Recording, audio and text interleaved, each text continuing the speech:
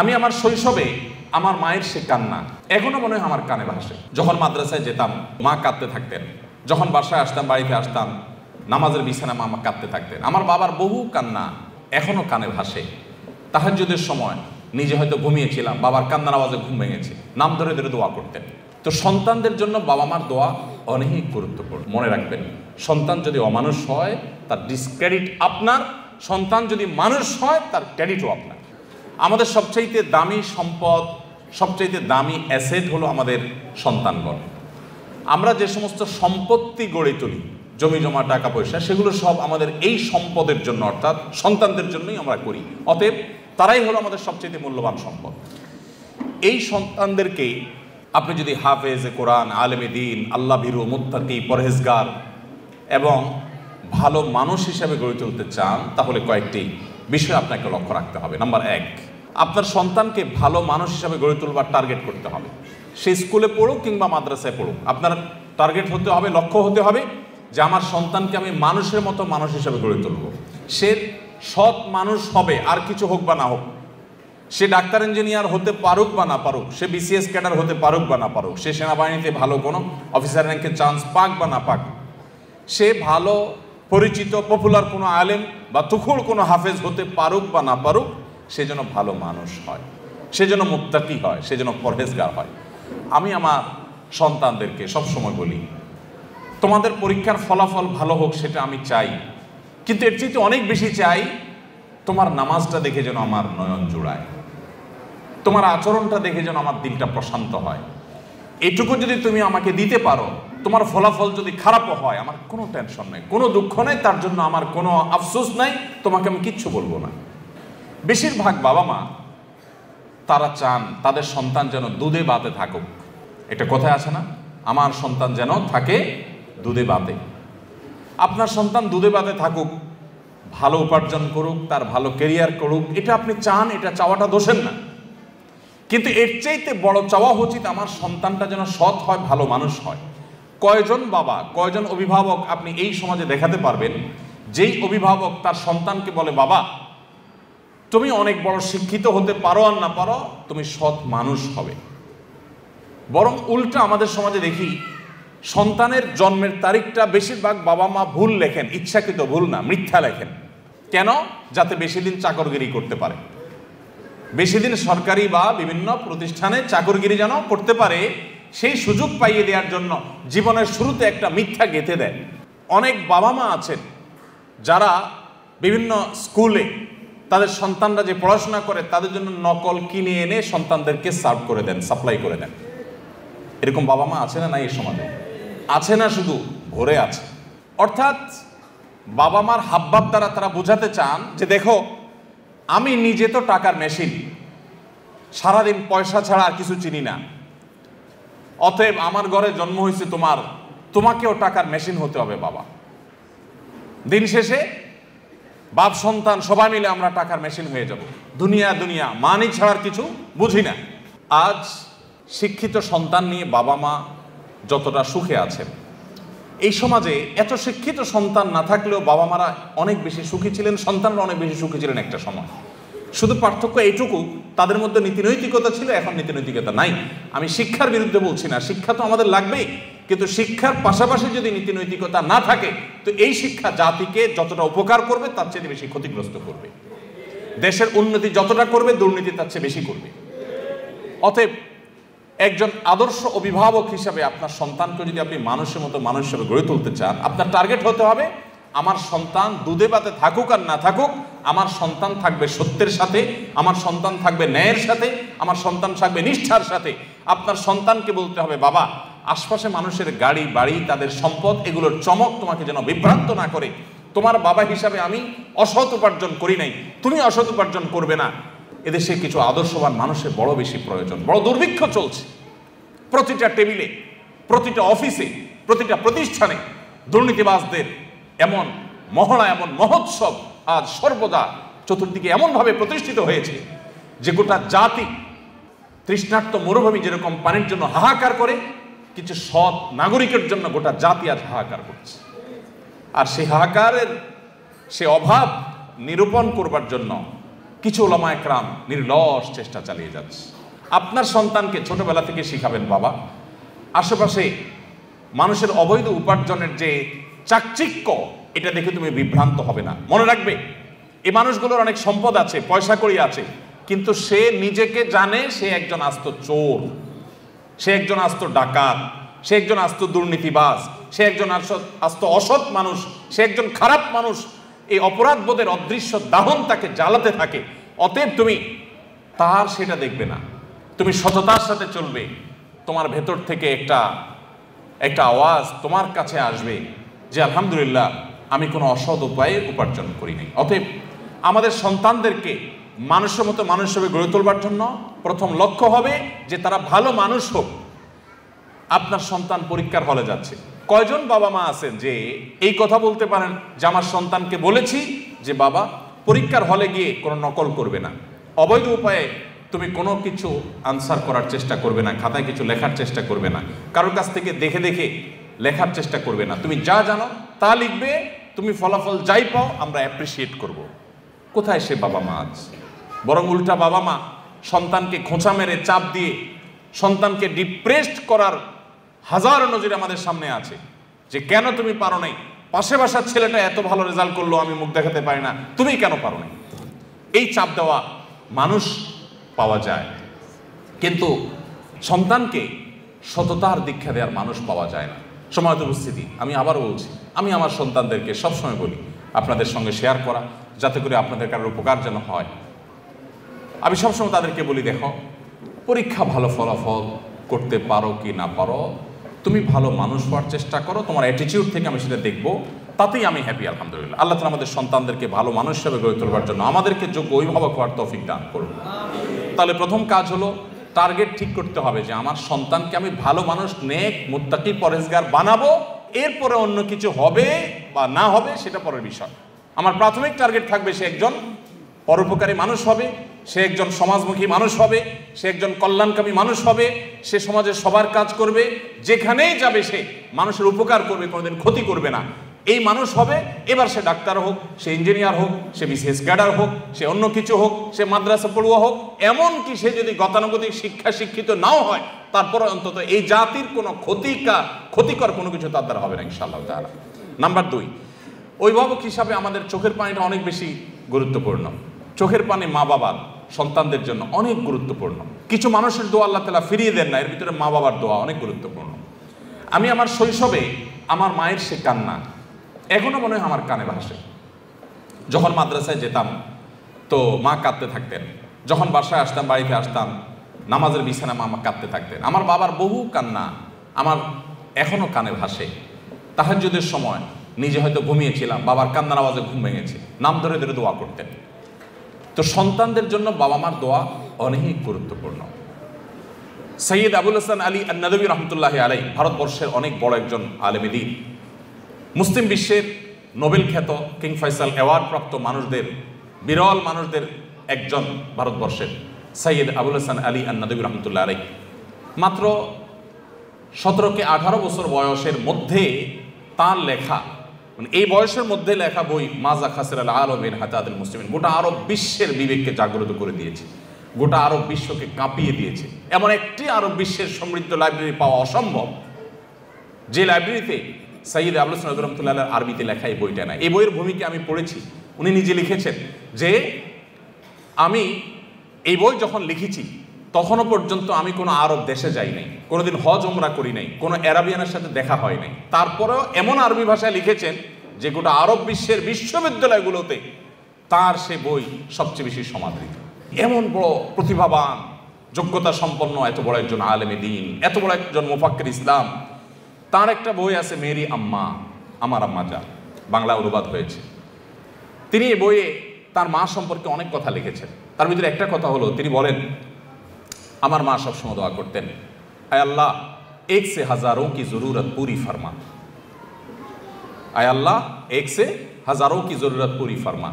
তারে মা আল্লাহ কাছে বলতেন, আল্লাহ আমার এই এক আলিমিয়া, ওকে দিয়ে 1000 আলেম যে কাজ করতে পারে তাকে তার থেকে সেই কাজ আপনি নিয়ে নেন। 1000 আলেম জাতির যে উপকার করতে পারে, মুসলিম মিল্লাতের মানব জাতির যে উপকার করতে পারে, ও একা যেন সেই কাজটা করতে পারে। 1000 মানুষের কাজ তার একা থেকে করার তৌফিক দান করেন, এভাবে দোয়া করতেন। আমার তো মনে হয় হাজার নয় বরং লাখো লাখো আলেমের কাজ আল্লাহ তাআলা তার থেকে নিয়েছেন। তার মা সম্পর্কে আরো অনেকগুলো বিষয় আছে যেগুলো কোট করার মধ্যে আমি সেই দীর্ঘ বক্তব্যে আর যাবো না। আমি শুধু এটুকু বলতে চাই, যারা অভিভাবক আছি আমরা, আমাদের সন্তানদের জন্য চোখের পানি ফেলে দোয়া করি। আমরা সন্তানদের জন্য আমাদের কাছে, হুজুরদের কাছে আপনারা অনেক সময় দোয়া চাইতে আসেন। অনেকে হুজুর দোয়া করবেন, ছেলেটা এসএসসি পরীক্ষা দিচ্ছে, এইচএসসি পরীক্ষা দিচ্ছে, ও কলেজে যেন চান্স পায়, এটা করে সেটা করে চান। এই দোয়াতে কোনো দোষের কিছু নেই। কিন্তু কয়জন অভিভাবক, আমি তো আমার জীবনে একজন অভিভাবককে পাইছি কিনা আমার মনে পড়ে না, থাকতে পারে আমার স্মৃতির বাইরে বা আমার মনে নাই, এরকম আমার সচরাচর মনে পড়ে না যে কোনো অভিভাবক এসে বলেছেন যে হুজুর দোয়া করবেন আমার ছেলেটা যেন মানুষের মতো মানুষ হয়। কিছু আছে বলেন, কিন্তু সে বলাটা গতানুগতিক টাইপ মনে হয়, একান্ত হৃদয়ের আকুতি থেকে যে আমার সন্তানটাকে যেন আল্লাহ রাব্বুল আলামিন এই সমাজে যত ফিতনা আছে, যুব সমাজকে ধ্বংস করবার জন্য যত আয়োজন আছে, এই আগুনের আঁচ থেকে বাঁচিয়ে যেন মানুষ বানান। কয়জন বাবা মা দোয়া চান? অতএব আদর্শ অভিভাবক হওয়ার জন্য সন্তানের জন্য চোখের পানি অনেক বেশি দরকার, দোয়া অনেক বেশি দরকার। আল্লাহ তাআলা আমাদেরকে সেটাও করার তৌফিক দান করুন। নাম্বার 3, একটা কথা আমাদেরকে মনে রাখতে হবে, মানুষের প্রকৃতি, বিশেষ করে শিশুদের প্রকৃতি আরো বেশি যে তারা যত বেশি শুনে শিখে তার চাইতে দেখে শিখে বেশি। তারা যতটা শুনে শিখে তার চাইতে দেখে বেশি শিখে। এটা মানবীয় প্রকৃতি, বাচ্চাদের মধ্যে এটা আরো বেশি। আপনি বাচ্চাকে সারাদিন বলবেন বাবা মিথ্যা বলে না, এটা যতটা বাচ্চার জন্য কার্যকর হবে, আপনি নিজে বিভিন্ন পর্যায়ে মিথ্যা বলার প্রয়োজন আছে বা সুযোগ আছে সেই জায়গাগুলোতে মিথ্যা অ্যাভয়েড করবেন। আপনার এই আদর্শটা বাচ্চাকে অনেক বেশি শিক্ষিত করবে যে মিথ্যা বলা যায় না, সে বলবে না। আপনি বাচ্চাকে মুখে বলবেন বাবা মোবাইল টিপে না, আর আপনি সারাক্ষণ নিজে মোবাইল হাতাবেন, তাহলে আপনার বাচ্চা কোনোদিন এই নেশা থেকে মুক্ত হতে পারবে না। আপনি তাকে বাঁচাতে চাইলে আপনি নিজেকে নিয়ন্ত্রণ করা শিখতে হবে। আর কিছু না হোক অন্তত সন্তানের দিকে তাকায় হলে আমাদেরকে মানুষ হতে হবে। আপনি আপনার বাবার জুতা যদি সোজা করতে শিখেন, প্রতিদিন বের হওয়ার সময় আপনার বাবার জুতাটা সোজা করেন, মায়ের জুতাটা সোজা করেন, পরিষ্কার করে রেখে দেন, আপনার সন্তান আপনার জুতার উপরে পাড়া দিতে তার বিবেকে বাঁধবে। আর সারাদিন বলবেন বাবা মার সেবা করতে হয়, বই পড়াবেন, এগুলোতে সন্তান ততটা শিখবে না যতটা আপনার কাছ থেকে শিখবে। এই জন্য আপনি নিজের গরজে ভালো মানুষ হন বা না হন, অন্তত সন্তানের দিকে তাকে ভালো মানুষ হন। স্বামী স্ত্রী দুজন ঝগড়া করবেন, গালিগালাজ করবেন, হাতাহাতি করবেন সন্তানের সামনে, আর সন্তানকে বলবেন দেখো মিলেমিশে চলতে হয়, ভদ্র হয়ে চলতে হয়। সন্তান বলবে যে এগুলো বোধহয় কথার কথা, এগুলো আসলে আমলে নিতে হয় না, কারণ বাবা মা নিজেই তো আমল করেন না। আপনি মোবাইল টিপবেন আর ওই বলবেন এই পড়ালেখা করো, বই নাও, বই নিয়ে বসো, আর নিজে মোবাইল টিপতেছেন। তখন বাচ্চা মনে করবে কি জানেন? বাচ্চা মনে করবে যে আরে বাপ মা যেগুলো বলতেছে এগুলো বলতেছে মোবাইল নামক এই নিয়ামত থেকে আমাকে বঞ্চিত রাখবার জন্য। তা না হলে উনি টিপছেন কেন? এর মধ্যে এত সুখ যে উনি এটা থেকে এক মুহূর্ত থাকতে পারছেন না। নিশ্চয়ের ভিতরে রাজ্যের সকল সুখ এই মোবাইলের মধ্যেই আছে। বাচ্চা সেটার জন্য ঝাঁপায় পড়বে। এই জন্য মুখে কথা কম বলে বরং নিজেরা মোবাইলগুলোকে নিয়ন্ত্রণ করেন। অপ্রয়োজনে সারাক্ষণ রুগীর মতো এটা টিপি না করে লিমিটেড সময় কাজ করে বাচ্চাদেরকে সময় দেন। আল্লাহ আমাদেরকে তৌফিক দান করুন। তাহলে সন্তানের সামনে মডেল হয়ে যেতে হবে, ভালো মানুষের মডেল হয়ে যেতে হবে। আপনি যেটা চান সন্তান হোক সেটা আপনি নিজে করে সন্তানকে দেখাবেন। আপনার তাহাজ্জুদের কান্নায় আপনার সন্তানের যদি ঘুম ভাঙে, এই সন্তানকে ফজরের জন্য ডাকা লাগবে না ইনশাআল্লাহ। কিন্তু আপনি নিজে যদি কোনো রকম ডুমায় ফজর নামাজ পড়েন, এরপরে বাচ্চাকে ডাক করেন, এটা খুব বেশি কাজে আসবে না। চতুর্থত যে পয়েন্টটি আমি বলতে চাই তা হলো সন্তানদেরকে সময় দিন। আমাদের এখন ব্যাপারটা হয়ে গেছে পরীক্ষার চিন্তা যে ছাত্রের আর পড়ালেখা করার সুযোগ হয় না সেই ছাত্রের মতো। এটা কথা আছে না যে পরীক্ষার টেনশনে কি পড়ালেখার সুযোগ হয় না।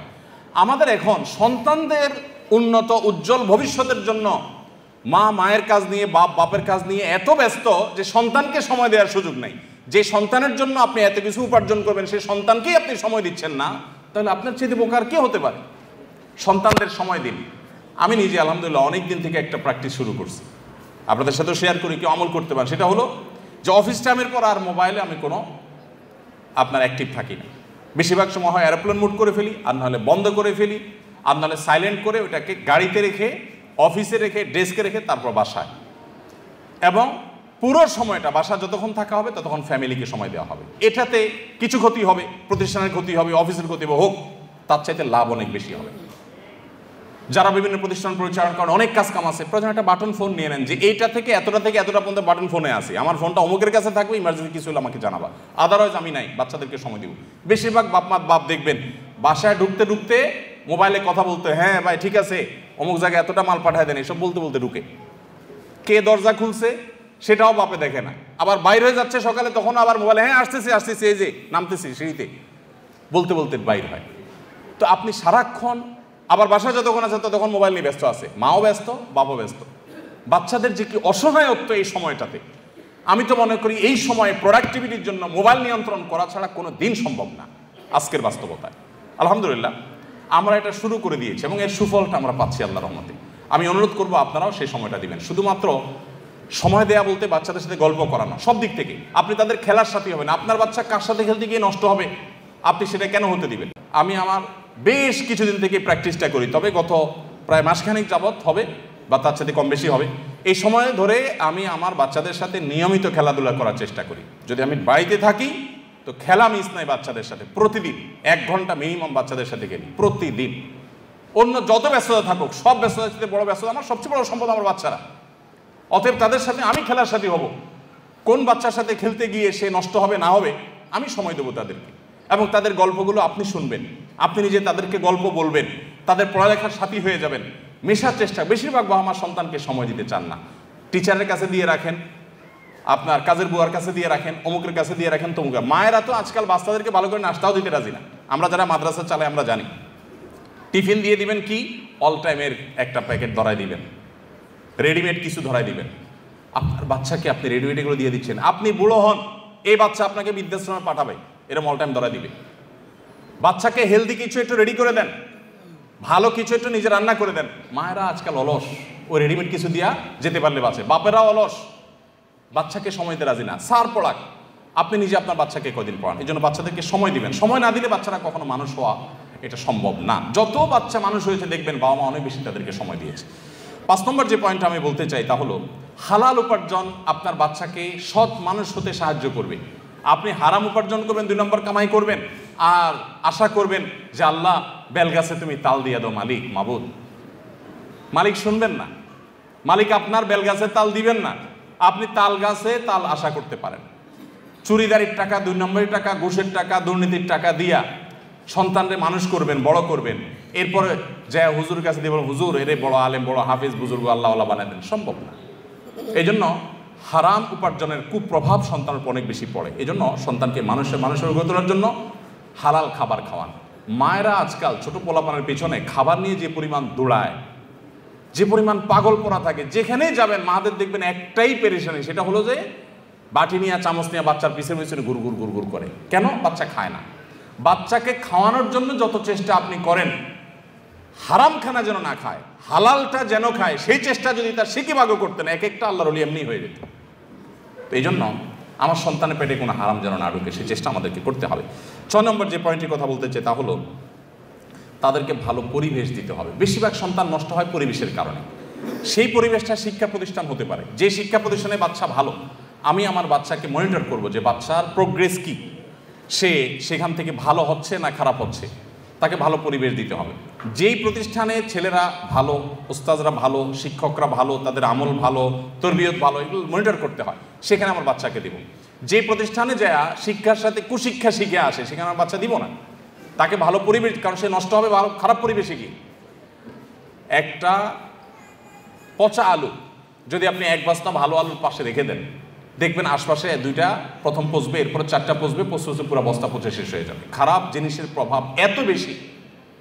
অতএব আপনার বাচ্চা, আপনি যে ফ্যামিলির সাথে বন্ধুত্ব থাকবে, বন্ডিং থাকবে, আসা যাওয়া থাকবে, আপনি দেখবেন সে ফ্যামিলি বাচ্চাগুলো কি করে। ওইগুলো গেমে আসক্ত, ওইগুলা কার্টুন দেখার রুগী। তো আপনি নিশ্চিত থাকেন আপনার বাচ্চার ভিতরে কুপ্রভাব আসবেই আসবে।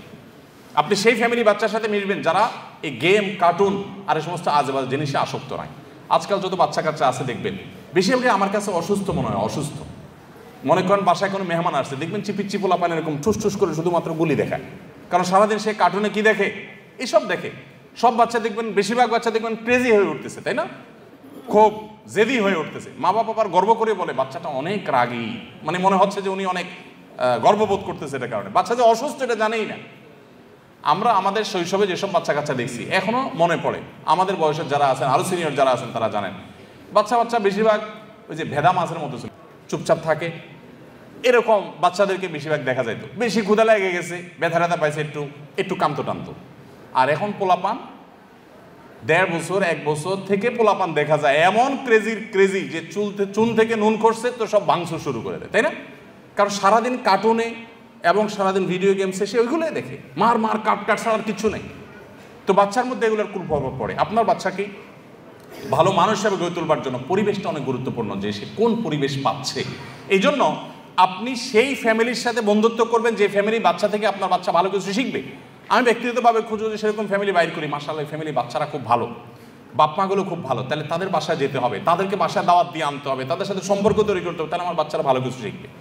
এই চেষ্টা আপনার মধ্যে থাকতে হবে, তাদেরকে ভালো পরিবেশ দিতে হবে। 7 নম্বর এবং সর্বশেষ পয়েন্ট যেটি বলতে চাই তা হলো, বাচ্চাদেরকে বিশেষ করে তারা যখন একটু বড় হতে শিখবে, আল্লাহ ভীরু মুত্তাকি পরহেজগারদের সোহবতে, তাদের মজলিসে, তাদের বৈঠকে, তাদের দার্সে, তাদের প্রোগ্রামগুলোতে নিয়ে যাবেন, তাদের সাথে কথা বলাবেন। এগুলোর প্রভাব, ইতিবাচক প্রভাব বাচ্চার মধ্যে পড়ে। আল্লাহ তাআলা আমাদের সবাইকে সুসন্তানের বাবা মা হওয়ার তৌফিক দান করুন। আমাদের সন্তানদেরকে, আমাদের পুরো পরিবারের সমস্ত সদস্যদেরকে আল্লাহ তাআলা মুত্তাকিদের ইমাম হওয়ার তৌফিক দান করুন। আমাদের সন্তানদেরকে আমাদের নয়ন জোড়ানোর মতো সন্তান হওয়ার তৌফিক দান করুন। মা বাবা হিসাবে আমাদেরকে আদর্শ মা বাবা হওয়ার তৌফিক দান করুন। আজ সৎ মানুষের যে দুর্ভিক্ষ চলছে, যে অভাব চলছে, মুত্তাকি পরহেজগার মানুষের যে খরা চলছে, এই খরা কাটাবার জন্য আমাদেরকে সংকল্প করতে হবে, সিরিয়াস হতে হবে, সব দিক থেকে আমাদেরকে নড়ে চড়ে বসতে হবে। আল্লাহ তাআলা আমাদের সবাইকে সেই তৌফিক দান করুন। ভাইরা আমার, সময়ত ভাইরা বোনেরা আমার, যদি আপনার সন্তানকে মানুষের মতো মানুষ হিসেবে গড়ে তুলতে পারেন, আপনার এই পরিবার উপভোগ্য হবে, চরম উপভোগ্য হবে, দুনিয়াটা জান্নাতে পরিণত হবে। যখন আপনার সন্তানটা দেখবেন যে মায়ের সামনে মাথাটা উঁচু করে কথা বলতে লাজ বোধ হয়, লজ্জা বোধ হয়, যখন দেখবেন বাবা কোনো কথা বললে ফিরে আরেকটা কথা বলার মতো সাহস হয় না, এই সন্তানকে এখন ঘরে ঘরে আছে? আরে ঘরে ঘরে তো দেখা দূরের কথা, গোটা সমাজে খুঁজে এরকম একটা সন্তান পাওয়া যায় না। বেশিরভাগ দেখবেন বেয়াদব, উগ্র, উচ্ছৃঙ্খল, এবং কোনো শিক্ষা নাই, নীতি নাই, নৈতিকতা নাই, আদর্শ নাই, নষ্ট এবং নষ্টের ছড়াছড়ি চতুর্দিকে। কোথায় সে সন্তান? যে সন্তান মায়ের বাবার আগে হাঁটবে না, যে সন্তান মায়ের আগে কথা বলবে না, বিনয় থাকবে।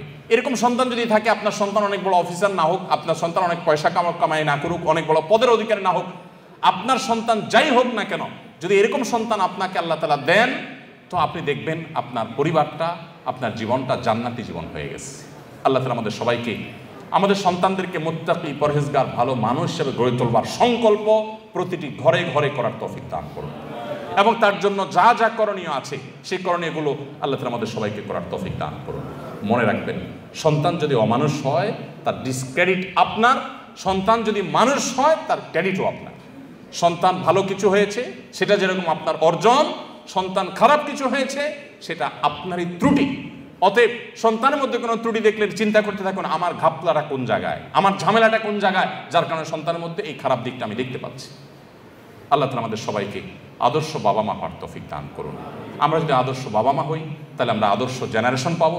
আদর্শ জেনারেশন যদি পাই, তো আদর্শ দেশ এবং আদর্শ সমাজ গড়ে উঠবে। আল্লাহ আমাকে, আপনাকে, আমাদের সবাইকে সেগুলো করার তৌফিক দান করুন। জাযাকুমুল্লাহু খাইরা ওয়া আখিরু দাওয়ানা আলহামদুলিল্লাহি রাব্বিল আলামিন। আসসালামু আলাইকুম ওয়া রাহমাতুল্লাহি ওয়া বারাকাতুহু।